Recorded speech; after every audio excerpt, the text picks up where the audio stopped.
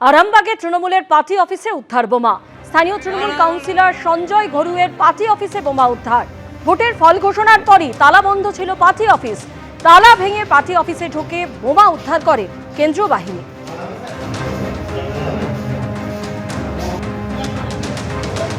11 নম্বর ওয়ার্ডের পার্টি অফিসে, তৃণমূলের পার্টি অফিসে ওনারা ভেবেছিল সঞ্জয় ঘুরির নেতৃত্বে যে 2021 সালে যেরকম ভোট পরবর্তী হিংসা করবে, যে বিজেপি সব হেরে গেলে ছেলেদের উপরে হামলা করবে আর করবে, সেই জন্য ওরা বম, পেটো, হেন নানা রকম সরঞ্জাম সব তুলে রেখেছিল।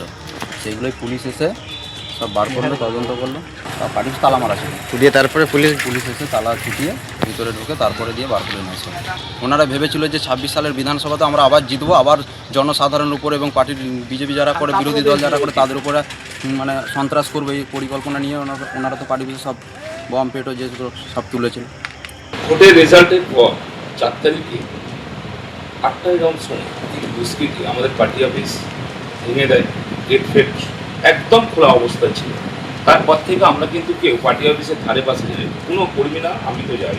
এবার খোলা অবস্থায় কে কী রেখে গেছে, কে চক্রান্ত করছে, আমরা এরকম ধরনের নোংরামি রাজনীতি আমি করিনি আর করবো। তবে এলাকাবাসীর ওপর আমার ভরসা আস্থা রয়েছে, তারা সকলেই জানে যে পার্টি অফিসের কাজ দিয়ে তৃণমূলের কোনো কর্মী 4 তারিখের পর থেকে যায়।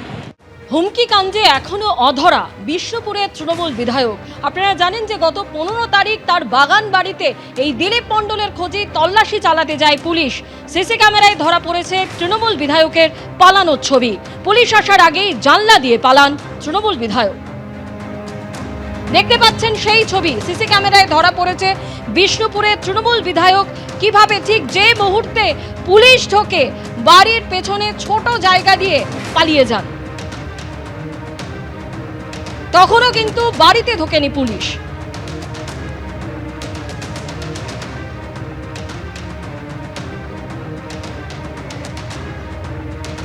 বাড়ি থেকে বেরিয়ে চলে যাচ্ছেন দিলীপ মণ্ডল, সেই ছবি আপনারা দেখতে পাচ্ছেন। গত 15ই মে তার বাগান বাড়িতে পুলিশ যায়, আর পুলিশ আসার আগেই একেবারে জানলা দিয়ে পেছনের রাস্তা দিয়ে পালিয়ে যান দিলীপ মণ্ডল।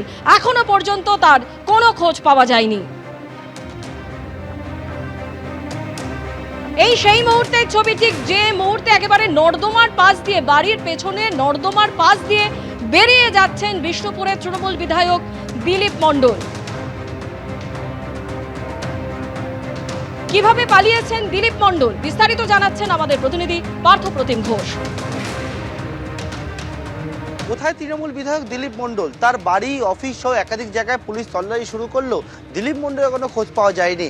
এবং যে বাড়িতে আমরা দাঁড়িয়ে রয়েছি এটা হচ্ছে একটা বিলাসবহুল বাগান বাড়ি, যে বাড়িতে দিলীপ মণ্ডল থাকতেন বলে পুলিশ এখানেও কিন্তু তল্লাশি চালায়।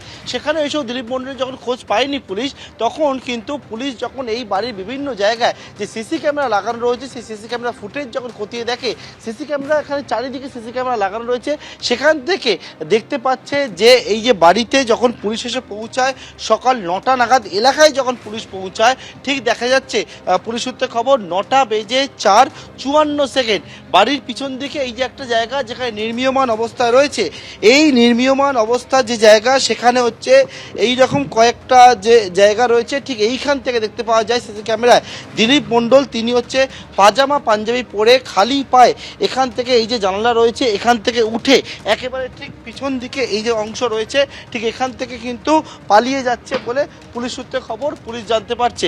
এবং এই যে জায়গায় আমরা দাঁড়িয়ে রয়েছি এইখানে আসার পরবর্তীকালে এখান থেকে পুলিশ কিন্তু পুলিশের টিম তারা দিলীপ মণ্ডলের খোঁজ শুরু করেছে। এবং দেখতে পাচ্ছে যে পুলিশ যে এখান থেকে আসার পর এখান থেকে যে ছোট টিনের গেট রয়েছে তার উল্টোর দিকেও সিসি ক্যামেরা রয়েছে, সেখান থেকে কিন্তু দিলীপ মণ্ডল চলে যাচ্ছে। এবং এইখান থেকে যখন চলে যাচ্ছে দেখতে পায় এবং দেখার পরবর্তীকালে সেই সমস্ত জায়গায় অর্থাৎ ঝোপ ঝাড় যেদিকে রয়েছে সেই জায়গায় কিন্তু তৃণমূল বিধায়ক দিলীপ মণ্ডলের খোঁজে পুলিশ তল্লাশি চালাচ্ছে বিভিন্ন জায়গায়। পুলিশ সূত্রে খবর তার টাওয়ার লোকেশন ট্র্যাক করার চেষ্টা করা হচ্ছে, মোবাইল ফোনও কিন্তু নট রিচেবল অবস্থায় রয়েছে। এবং তৃণমূল বিধায়ক কোন পথ থেকে পালালো, যে পথে পালাতে পারে সেই জায়গায় গিয়ে পুলিশ সিসি ক্যামেরা ফুটেজগুলো খতিয়ে দেখার চেষ্টা করছে বর্তমানে। ক্যামেরা প্রবীর দেশের পার্থপ্রতিম ঘোষ, এবিপি আনন্দ। এবিপি আনন্দ, এগিয়ে থাকে, এগিয়ে রাখে।